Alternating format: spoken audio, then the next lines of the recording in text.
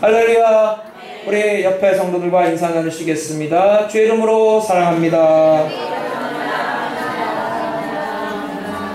한 번 더 인사하겠습니다. 주 안에서 좋은 일이 일어납니다.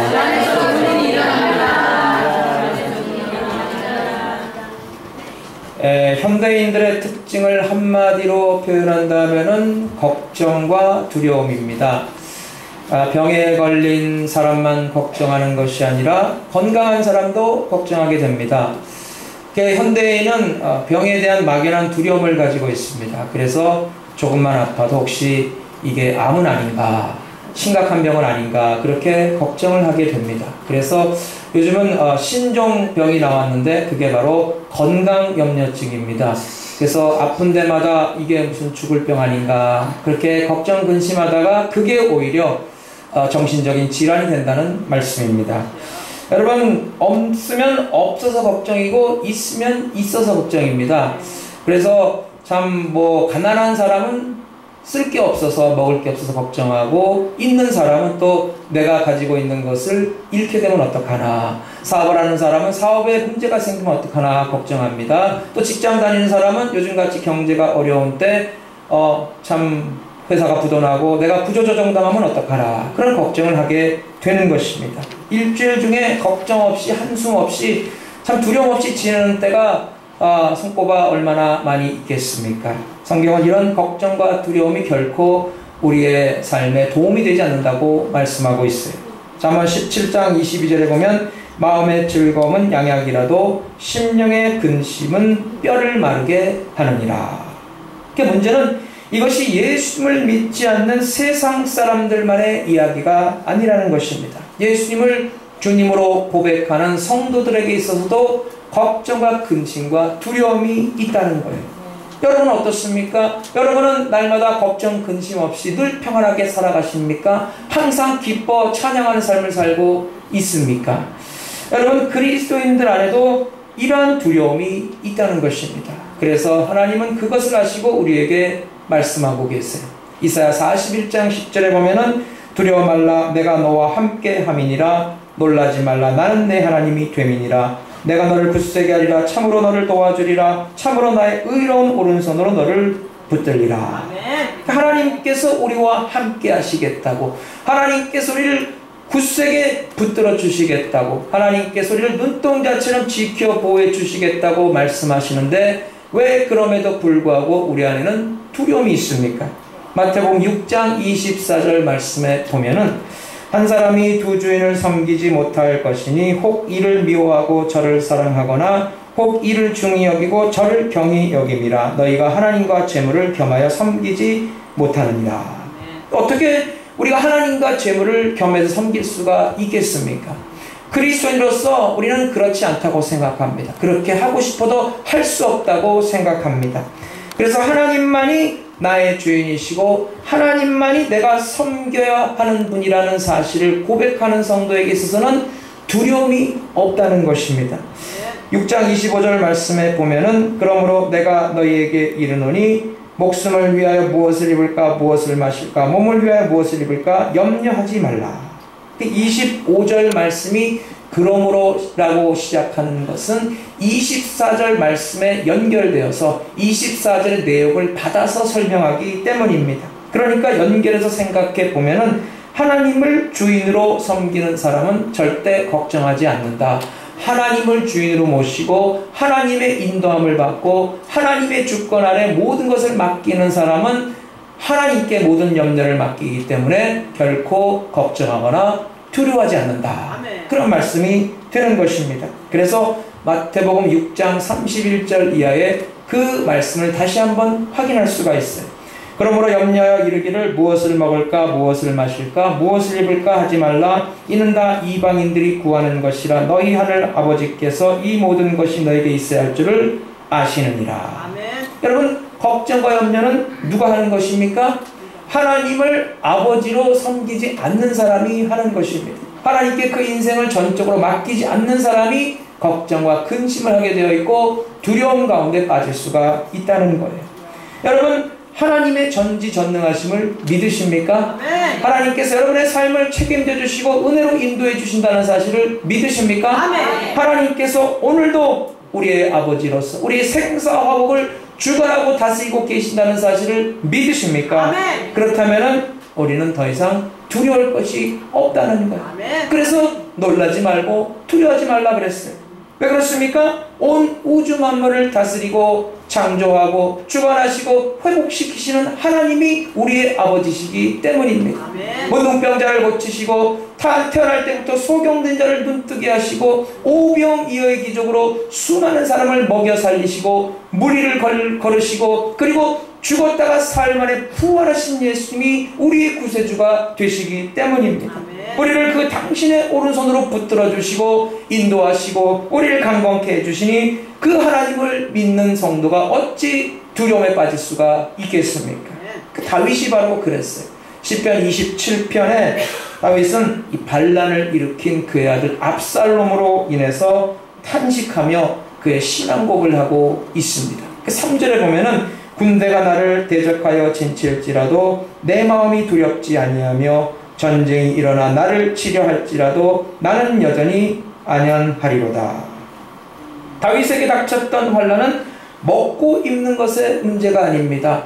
그가 생계를 어떻게 이어가며 그가 어떻게 육신의 질병 가운데 고침받을 것인가 그것에 대해서 걱정하고 근심하는 일이 아니었습니다. 다윗에게 닥쳤던 문제는 바로 죽느냐 사느냐의 문제였다는 거예요. 그것도 다른 사람이 아닌 바로 자기의 아들이 자기의 목숨을 노리고 달려드는 그런 큰 고난을 겪게 되었다는 것입니다. 하지만 다윗은 두렵지 않다는 거예요. 병통할 때, 잘 될 때, 태평할 때 아무 문제가 없었던 것처럼 그런 고난과 환난이 닥쳐서도 전혀 두려워하지 않고 오히려 태연하게 그 모든 일을 대처할 수가 있다는 고백입니다. 시편 3편도 27편과 마찬가지로 압살롬을 피할 때 지은 시예요. 시편 3편 6절에도 이와 비슷한 고백을 합니다. 천만인이 나를 에워싸 진친다 하여도 나는 두려워하지 아니하리로다. 도대체 다윗이 어떻게 이런 절대절명의 위기 가운데서도 이렇게 태어나며 평화로울 수가 있습니까? 작은 문제도 걱정과 근심을 하고 참 작은 그런 어려움에도 쉽게 낙심이 되는 것이 우리의 삶 아닙니까? 여러분, 그런데 그런 인생을 사는 것이 우리의 모습일진데 다윗은 그런 생명을 위협받는 그런 고난 가운데서도 결코 믿음이 흔들리지 않았다는 것입니다. 여러분, 다윗도 우리와 똑같은 사람입니다. 다윗이 당한 고난도 여러분 어떻게 보면 우리가 살아가고 있는 삶에 맞는 고난과 별반 다를 것이 없습니다. 다윗이 의지했던 하나님이 또한 우리가 의지했던 하나님이십니다. 그러나 어떻게 다윗은 걱정 근심하지 아니하고 오히려 평안하고 참된 기쁨을 그 위기 가운데서 누릴 수가 있습니까? 여러분, 그것이 바로 오늘 시편 27편을 통해서 우리에게 가르쳐주고 있는 귀한 하나님의 교훈입니다. 오늘 이 말씀을 통해서 우리가 고난과 위기 가운데서도 오직 하나님만을 바라보며 기쁨으로 담대함으로 승리하는 성도가 되시기를 바랍니다. 아멘. 첫째로 여호와는 나의 빛이십니다. 여러분, 걱정하지 않는 믿음, 두려워하지 않는 믿음은 오직 하나님을 나의 빛이라고 고백하는 자에게 나타나는 것입니다. 아멘. 여호와나 나의 빛이라는 이 고백이 과연 어떠한 고백입니까? 시편 119편 105절에 보면은 주의 말씀은 내 발의 등이요 내 길의 빛이니이다. 여호와를 자신의 빛으로 고백하는 사람은 여호와 하나님의 말씀이 그 길을 비추는 사람입니다. 말씀이 등불이 되어서 그 나아갈 길을 비추기 때문에 말씀에 이끌리고 인도함을 받는 사람은 두려워할 것이 없다는 것입니다. 여러분, 사실 믿음의 사람도 어려운 상황을 만나면은 여러 가지 다른 생각을 하게 됩니다. 세상의 유혹을 받습니다. 말씀을 벗어나서 사람의 생각과 사람의 방법대로 하고자 하는 그런 생각도 많이 듭니다. 쉬운 길을 택하고자 하는 유혹입니다. 일단은 먹고 살아야지 말씀도 중요하지만 그래도 지금 당장 급한 것이 있는데 그 급한 불이라도 끄고 나중에 다시 말씀대로 살면 되는 것 아닌가라고 쉽게 생각을 합니다. 여러분, 이런 조급함과 불신앙으로 결국 빠져들게 되면은 그때부터 오히려 더 자기가 자기 생각대로 걸어가는 그 길이 불안해지고 두려워지게 된다는 것입니다. 말씀을 벗어나서 편한 길, 넓은 길, 쉬운 길로 가는 것 같지만은 사실 가다 보면 그 길이 오히려 더 힘들고 어렵고 참으로 괴로운 길이 된다는 거예요. 여러분, 그것은 마치 언젠가는 깨져버릴 살얼음판을 걷는 것과도 같은 것입니다. 그 이유는 여전히 자신이 모든 결정을 내리고 자신의 생각대로 길을 가는 자신이 주인 노릇하는 삶이기 때문입니다. 여러분, 우리의 삶의 주인은 바로 예수님이십니다. 아멘. 그래서 내 재산, 내 돈이 아니라 주님의 재산, 주님의 돈입니다. 아멘. 이 생명도 내 생명이 아닙니다. 주님께서 주신 생명입니다. 아멘. 주님께서 주신 생명이기 때문에 내 마음대로 할 수가 없는 것입니다. 아멘. 그렇다면 내 삶에 당한 문제도 내 문제가 아니라 주님의 문제인 것입니다. 주님께 맡겨드릴 때 주님께서 은혜 가운데 인도해 주시고 해결해 주시는 것입니다. 아멘. 자식을 사랑하는 사람은 자식을 끔찍하게 여깁니다. 그래서 자신이 생에 못다한 한을 자식을 통해서 풀려는 그런 부모들이 있습니다. 자식을 너무나 끔찍하게 여기다 보니까 자식으로 인한 걱정이 끊이지를 않아요. 이 녀석이 또 어떻게 살아가나, 무슨 잘못을 안 하나. 그래서 자식을 밖에 내보내면은 또 혹시나 무슨 사고를 당하지 않을까, 그런 걱정을 달고 사는 부모들도 있다는 것입니다. 왜 그렇습니까? 그 자식이 내 것이라 생각하고 내 뜻대로 움직여줘야 한다고 생각하기 때문에 걱정하고 근심하고 두려워한다는 거예요.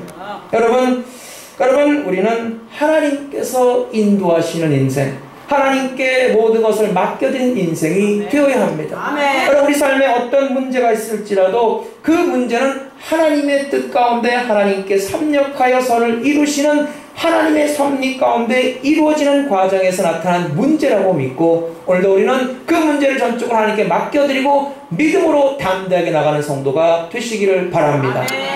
여러분, 내가 내 생각대로 내 힘대로 하려면은 어떤 생각이 드냐면은 내가 다 책임져야 한다고 생각이 됩니다. 그러니까 혹시나 잘못되면 어떡하나 두려워하게 되는 거예요. 어떻게 이 두려움에서 해방될 수가 있습니까? 예수님을 내 인생의 주인으로 진정으로 모셔드리는 것입니다.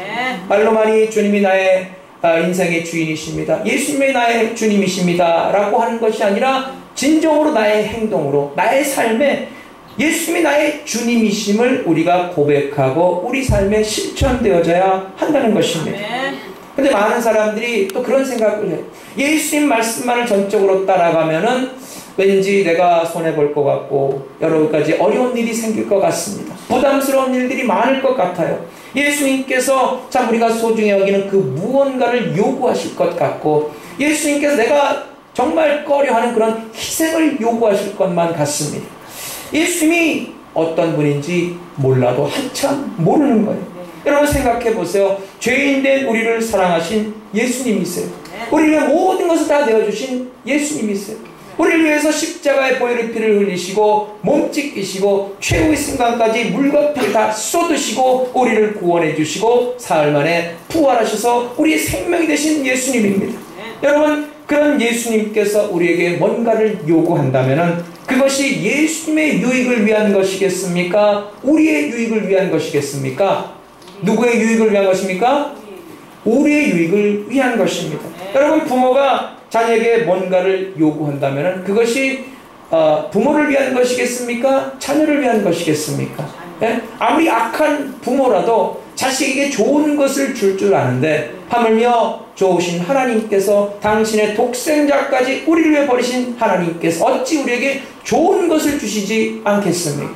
그러므로 하나님께서 우리에게 요구하실 때 아멘하고 순종하고 그 길을 따르는 성도가 되시기를 바랍니다. 예수님을 따라가기 위해서는 이렇게 날마다 예수님께서 내 모든 것의 주인이 되심을 고백하는 것입니다. 날마다가 중요한 거예요. 날마다 우리는 말씀 붙들고 오늘도 하나님의 선하신 인도하심을 구하는 성도가 되어야 합니다. 두려움은 사람을 조급하게 만듭니다. 걱정과 근심은 사람의 몸을 아프게 만들고 초조하게 만듭니다. 여러분, 그 인간적인 생각에 지금 이 기회를 놓치면은 내가 나중에 큰 손해보는 것 아닌가, 지금 빨리 하지 않으면은 어떻게 잘못되는 거 아닌가 라고 생각을 합니다. 조급함과 다급함 때문에 오히려 기회를 놓치고 이를 그르치는 경우가 있다는 거예요. 여러분, 한국 사람들의 특성은 바로 이 다급함이지 않습니까? 성격이 굉장히 급하지 않습니까? 그래서 외국 사람들이 한국말 다른 것은 몰라도 빨리빨리라는 말은 다들 안다 그래요. 여러분, 한국 사람 이렇게 성격이 급하기 때문에 기도할 때도 뭐라고 기도합니까? 하나님께 기도하는데 정말 우리가 이렇게 다급하고 조급하게 살 것이 아니라 좀 인내를 가져야겠다. 그래서 하나님께 인내를 구합니다. 하나님, 오래 참게 주옵소서. 하나님, 인내하게 하여 주옵소서. 하나님, 인내를 주시옵소서. 하나님, 지금 당장 인내를 주시옵소서. 여러분, 아브라함은 하나님을 주님으로 고백했을 뿐만 아니라 그렇게 살았던 사람이었어요. 보통 친척 아비의 집을 그 믿음으로 떠났습니다. 그리고 좋은 땅을 자기 조카 롯에게 그 믿음으로 양보했습니다. 그런데 그런 믿음의 사람 아브라함도 실수할 때가 있었다는 거예요. 가나안 땅에 기근이 들자 아브라함이 기근을 피해서 애굽으로 내려갔어요. 그때 아브라함이 사라에게 이런 말을 합니다. 창세기 12장 12절 이하에 보면은 애굽 사람이 그대를 볼 때 이르기를 이는 그의 아내라 하고 나는 죽이고 그대는 살리니 원컨대 그대는 나의 누이라 하라. 그리하면 내가 그대로 인하여 안전하고 내 목숨이 그대로 인하여 보존하겠노라 하니라. 아브라함이 뭐라 그럽니까? 사라에게 말하기를 사라, 당신을 통해서 내 목숨이 안전하고 내가 보호받을 것이다 라고 얘기하고 있다는 거예요. 뭔가 잘못된 것 아닙니까? 내가 하나님으로 인하여 안전하고 내 목숨이 하나님으로 인하여 보호받습니다 라고 고백해야 하는 것 아닙니까? 그런데 아브라함은 그 하나님의 자리에 자기의 아내를 집어넣었다는 것입니다. 애굽으로 내려갔을 때 아브라함은 하나님을 주인으로 모신 아브라함이 아니라 바로 자기의 생각과 자기의 방법과 자기 생각대로 자기가 주인 노릇하던 그런 아브라함이었어요. 자신이 주인 노릇하니까 두려운 거예요. 걱정과 근심이 되는 거예요. 자신이 주인이 되니까 자기가 책임져야 합니다. 자기가 일을 그르칠까봐 두려움이 생기는 거예요. 그 이스마엘을 낳게 된 것도 그런 두려움 때문이었어요. 하나님께서 분명히 약속한 아들 이삭을 주신다고 하셨지만은 세월이 지나고 있는데 지금 아내 사라는 이미 더 이상 아기를 낳을 수 없는 상태가 되었어요.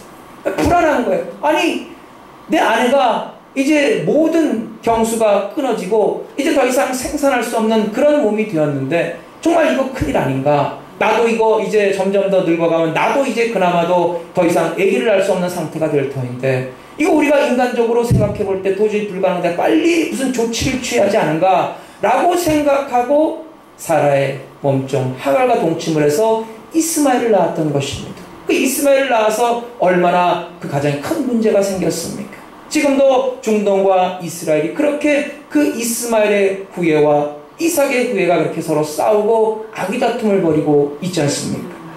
여러분, 그래서 두려움을 이길 방법은 이것밖에 없습니다. 날마다 예수님을 나의 주인으로 모셔드리고 날마다 그 예수님을 나의 주님으로 고백하고 그 주님께서 하시는 말씀을 따르는 길을 믿음으로 순종하고 나아가는 것인 줄로 믿습니다. 여러분, 걱정과 두려움은 누구에게나 다 찾아옵니다. 여러분, 걱정과 두려움과 근심이 찾아올 때마다 여러분 스스로 여러분에게 얘기하세요. 예수는 나의 주님이십니다. 예수님이 나의 주인이 되십니다. 예수께 나의 모든 삶의 수고하고 무거운 짐을 맡겨드립니다. 주님께서 책임져 주옵시고 인도하여 주옵소서. 아멘. 그러면 우리는 어떤 걱정과 두려움도 담대하게 물리칠 수 있는 줄로 믿습니다. 아멘.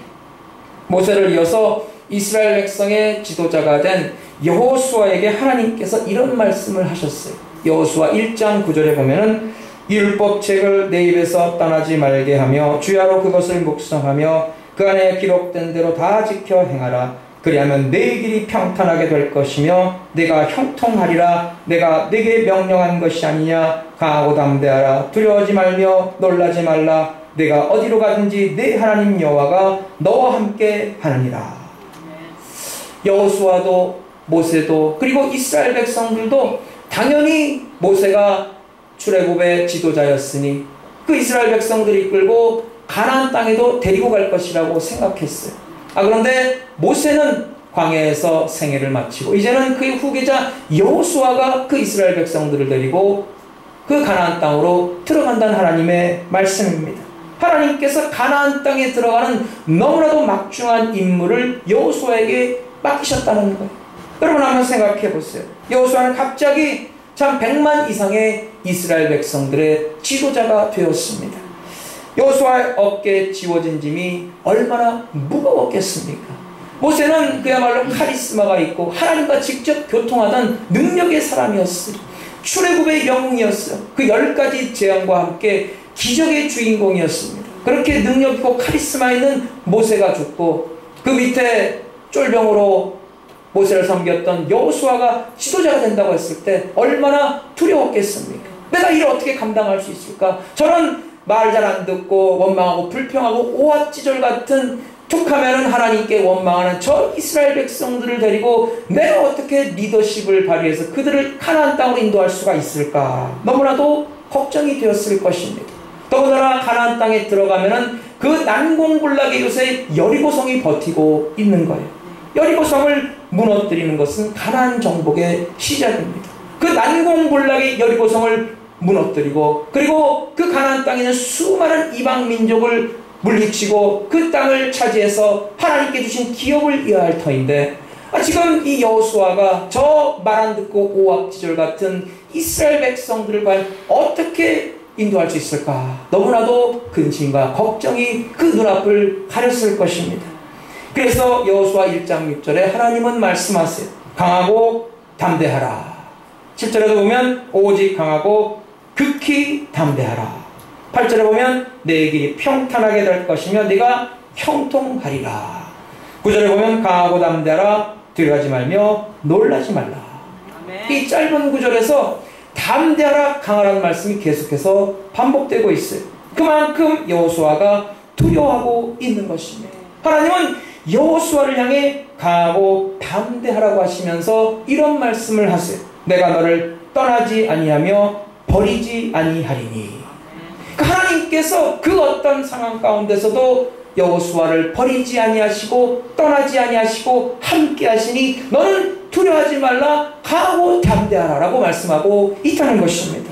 여러분 그러면서도 하나님께서 여호수아에게 한 가지 명령만 하세요. 그것이 뭐냐면은 어떤 일을 만나도 어떤 상황 속에서도 말씀대로만 걸어가라는 것입니다. 그럼 어떤 문제가 가로막는다 할지라도 여호수아가 가는 길이 평탄할 것이라는 하나님의 약속입니다. 여러분 압살롬이 반란을 일으켜서 자기를 죽이려고 지금 칼을 들고 지금 시시각각 자기에게 다가오고 있는 이 시점에 어떻게 다윗이 두려워하지 않고 어떻게 다윗이 담대하게 이렇게 믿음을 고백할 수가 있습니까? 그것은 바로 그가 하나님께서 약속해 주신 말씀 그대로 그 말씀의 길을 걷고 있기 때문입니다. 여러분 그렇습니다. 말씀대로 사는 성도는 어려운 환경 가운데서도 강하고 담대한 믿음으로 승리할 수가 있습니다. 아멘. 여호와는 나의 빛이십니다 라고 고백하는 사람은 어떤 일을 만나도 걱정하지 않습니다. 아멘. 하나님께서 책임져 주시고 하나님께서 은혜로 인도해 주실 것을 믿기 때문인 것입니다. 아멘. 여러분에게 이런 배짱이 있습니까? 아멘. 하나님께 맡겼습니다. 아멘. 하나님께서 해결해 주실 것입니다. 아멘. 하나님께서 나로 하여금 승리케 해 주실 것입니다. 아멘. 여러분 이런 배짱이 있는 사람은 강하고 담대한 믿음의 용사가 되는 줄로 믿습니다. 아멘. 우리 모두 말씀의 길을 걷고 말씀의 빛이 인도하는 대로 순종해서 모든 걱정과 두려움과 근심을 물리치고 승리하는 성도가 되시기를 바랍니다. 아멘. 둘째로 주님을 바라보십시오. 여호와는 나의 구원이시다 하는 고백과 함께 여호와는 내 생명의 능력이란 말씀. 여러분 같은 고백입니다. 생명의 능력이라는 것은 바로 산성 요새와 같은 단어입니다. 다윗은 시편 62편 6절에 이런 고백을 하고 있어요. 오직 그만이 나의 반석이시오 나의 구원이시오 나의 요새시니 내가 흔들리지 아니하리로다. 여러분 하나님께서 우리의 구원이시고 하나님께서 우리의 산성이시고 하나님께서 우리의 요새가 되십니다. 아멘. 하나님이 우리를 보호해 주신다는 것. 아멘. 그 어떤 고난도 그 어떤 핍박도 그 어떤 실패도 우리를 결코 쓰러뜨릴 수가 없다는 것입니다. 아멘. 이 믿음이 있는 사람은 어떤 일을 만나도 두려워하지 않습니다. 이 믿음 있는 사람은 어떤 환난 가운데서도 승리하는 줄로 믿습니다. 하나님 나의 피난처가 되어서 우리를 지켜주시는데 뭐가 걱정이고 뭐가 두려움이겠습니까? 그런데도 여전히 걱정과 근심 속에 살아가는 분이 혹시 있다면 오늘 다윗처럼 하나님을 바라봐야 합니다. 시편 61편 1절에 다윗은 이렇게 고백했어요. 나의 영혼이 잠잠히 하나님만 바라며 나의 구원이 그에게서 나오는도다. 하나님을 믿으면서도 하나님이 나의 구원이시라고 고백하면서도 여전히 걱정과 두려움에 붙잡혀 있다면 하나님을 바라보고 있지 않기 때문입니다. 문제를 바라보고 환경을 바라보고 사람을 바라보기 때문입니다. 여러분, 베드로가 어떻게 해서 물 위를 걸어갔습니까? 베드로가 예수님만을 바라볼 때 그는 물 위를 걸어갔어요. 그런데 물 위를 걸어가던 베드로가 언제 물속에 빠졌습니까? 예수님을 바라보던 시선을 옮겨서 바다를 바라봤을 때, 파도를 바라봤을 때 두려움이 덜컥 들었어요. 그때 베드로는 물속에 빠져 허우적거리게 되었다는 것입니다. 여러분, 그렇습니다. 하나님을 바라볼 때 우리는 두려워하지 않습니다. 그러나 사람을 바라보고 환경을 바라보고 세상을 바라보면 우리의 믿음이 흔들립니다. 두려움이 찾아옵니다. 여러분, 우리는 하나님만을 의지하는 믿음으로 하나님만을 바라보고 나아가야 합니다. 죽은 자를 살리시고 병든 자를 고치시고 풍랑 위를 걸으시고 수많은 사람들을 먹여 살리시고 죽은 지 사흘 만에 부활하사 우리의 구원이 되신 예수님을 우리가 바라보면 무엇이 걱정이고 무엇이 두려워할 수가 있겠습니까? 여러분, 그래서 신앙생활은 물 위를 걷는 것과 같아요. 그러니까 여러분, 인간의 생각으로는 좀 불가능할 것 같아요. 안 될 것 같아요. 부정적인 생각이 납니다. 그러나 아무런 소망이 없다 할지라도 하나님을 바라보면 마음이 뜨거워집니다. 용기를 갖게 됩니다. 담대한 믿음이 생깁니다. 그래서 하는 말이 주님이 함께 하시는데 무슨 문제가 있겠어? 사람의 생각과 계산을 뛰어넘는 놀라운 평강이 우리를 가득 채운다는 것. 담대한 믿음으로 우리가 더욱더 주님을 바라보는 그런 성도가 될 수가 있다는 것입니다. 여러분, 그러므로 사랑하는 여러분 하나님만을 바라보십시오. 여러분, 사람을 바라보지 말고 환경을 바라보지 말고 문제를 바라보지 말고 오직 하나님만을 바라보셔서 믿음으로 늘 승리하는 성도가 되시기를 바랍니다. 여러분, 우리가 특별히 마음이 약하고 흔들릴 때 우리는 하나님께 더욱더 기도해야 합니다. 시편 61편 2절로 3절에 보면은 내 마음이 약해질 때 땅끝에서부터 주께 부르짖으오리니 나보다 높은 바위에 나를 인도하소서. 주는 나의 피난처시요 원수를 피하는 견고한 망대이십니다. 여러분, 성도가 얻을 수 있는 최고의 복은 바로 하나님의 교회를 가까이 하는 것입니다. 여러분, 다른 세상의 복이 아무리 많다 할지라도 하나님을 가까이 하는 복이 없다면 다른 복은 아무런 소용이 없습니다. 여러분, 우리 인생에서 진정한 복은, 영원한 복은 바로 교회를 통해서, 하나님을 통해서 우리에게 주어지는 것이기 때문입니다. 다윗은 하나님의 집을 가까이 하는 것이 이 세상에서 가장 귀한 복이요, 그것이 자신이 누릴 수 있는 최고의 은혜라고 고백하고 있다는 것입니다. 그래서 참 자신을 무너뜨리고자 하는 그런 그 공포와 두려움이 다가올 때 그가 승리할 수 있었던 까닭은 오직 은혜가 바로 주의 전에 있고, 그리고 그 주의 전을 사모하는 자에게 믿음이 있다는 사실을 알았기 때문입니다. 그래서 압살롬을 피해서 도망칠 때도 그는 자기의 두고 온 화려한 왕궁을 그리워하는 것이 아니라 하나님의 전을 그리워했다는 거예요. 여러분, 압살롬을 피해 도망가는 다윗이 구해야 할 것이 무엇입니까? 자신의 생명을 구해야 하는 것 아닙니까? 자신이 빼앗긴 그 왕좌를 되찾는 것 아닙니까? 그런데도 다윗은 그 위급한 상황 가운데서도 오직 한 가지만 구하겠다고 고백합니다. 그것이 무엇입니까? 바로 여호와의 집에 편안하게 거하는 것입니다. 6절을 보면은 여호와의 집에서 즐거운 제사를 드리며 노래하며 여호와 하나님을 찬양할 것을 고백하고 있어요. 여러분, 다윗이 어떻게 이런 절박한 상황 가운데서도 자신의 목숨이 안전하기를 구하지 않고 자신의 왕권을 다시 회복하기를 구하지 않고 자신을 괴롭히는 대적들을 물리칠 것을 구하지 않고 어떻게 하나님의 전을 사모하는 기도를 드릴 수가 있겠습니까? 여러분, 그곳에서 진정한 평안과 기쁨을 맛보기 때문 아니겠습니까? 아버지 집에서 예배하는 그 시간에 누리는 평안과 기쁨을 그는 잊을 수가 없었기 때문에 그 고난의 역경 가운데서 두려움과 공포와 그 걱정과 근심에 사로잡힌 그 상황에서 오직 하나님을 만나고 하나님의 전에서 하나님을 예배할 때 얻은 그 기쁨과 평안을 사모하는 것이 아니겠습니까? 여러분, 오늘도 우리가 어렵고 힘들 때 우리가 하나님의 전을 사모하며 예배로 찬송으로 기도로 모이는 성도가 되어야 합니다. 여러분, 아버지 집에서 하나님께서 예배하는 시간이야말로 우리의 걱정과 근심과 두려움을 이길 수 있는 가장 복된 시간입니다. 새 힘을 얻는 시간입니다. 영적으로 재충전받는 시간입니다. 그 태풍이 몰아닥치면은 제일 먼저 뽑히는 나무가 포플러 나무라고 합니다. 왜냐하면은 이 나무는 뿌리를 내리는 기간이 짧기 때문이에요. 겉으로 보면 포플러 나무가 높이 자라고 화려하고 멋있습니다. 웅장합니다. 그런데 문제는 포플러 나무는 뿌리를 깊이 내리지 않는다는 것입니다. 그래서 바람이 와도 쉽게 무너지는 거예요. 반대로 어떤 태풍이 불어도 사과나무는 절대 안 뽑힌다고 합니다. 근데 사과나무는 굉장히 작아요. 볼품이 없다고 합니다. 이 열매를 맺는 나무이기 때문에 별로 그렇게 나무로서 관상용으로 쓰임받는 나무가 아닙니다. 볼품이 없어요. 작아요. 하지만은 사과나무의 장점은 뿌리를 깊이 내린다는 거예요. 그러니까 아무리 거센 바람이 몰아닥쳐도 사과나무는 절대 뽑혀지지 않는다는 거예요. 여러분, 성도가 신앙의 뿌리를 내린 곳은 바로 교회입니다. 여러분, 교회를 가까이 하는 일, 교회에 함께 모여 예배드리고 찬송하고 기도하는 일, 별것 아닌 것 같고 시시한 것 같은 생각이 들지 몰라도 여러분, 그게 얼마나 큰 위로와 힘과 능력이 되는지 몰라요. 여러분, 그것이 바로 우리 인생의 고난을 이길 수 있는 담대한 믿음을 얻게 되는 장소이며 하나님을 만나 체험하여 영적인 재충전을 받아서 승리하는 원동력을 갖게 되는 그런 아름다운 장소인 줄로 믿습니다.